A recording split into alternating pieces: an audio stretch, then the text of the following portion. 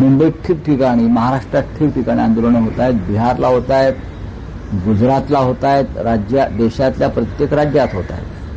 त्याच्यामुळे वांगचूक यांचा उपोषण सोडल्यामुळे आंदोलनं थांबतील या भ्रमात जर सरकार असेल तर ते पूर्णपणे चुकीचं आहे.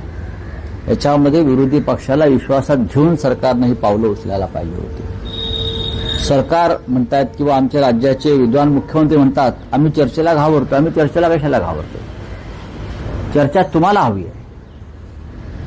चर्चा तुम्हाला आम्ही इतर वेळी जेव्हा चर्चा मागितल्यात पुलवामापासून पेलगावपर्यंत तेव्हा तुम्ही चर्चा दिल्या नाहीत. दिल्या का चर्चा तुम्ही?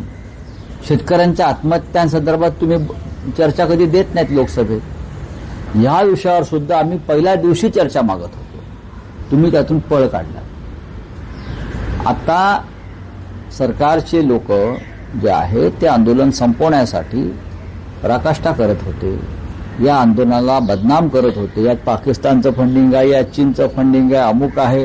हे भारतीय जनता पक्षाचे लोक सोनम वांगचूक यांना चीनचे एजंट म्हणून जाहीरपणे त्यांची बदनामी करत होते. जेव्हा हे आंदोलन हाताच्या बाहेर जात आहे आणि अमित शहांच्या पोलिसांचे दंडुके आणि बंदुका सुद्धा काम करणार नाहीत हे जेव्हा त्यांना समजलं तेव्हा त्यांनी हे आंदोलन सोडवण्यासाठी जे.पी. नड्डा, जितेंद्र सिंग यांना तिथे पाठवलं. पण ठीक आहे, आमचं सर्व गोष्टींवर बारीक लक्ष आहे. लोकशाही मराठी ऐका, पहा, जागरूक रहा.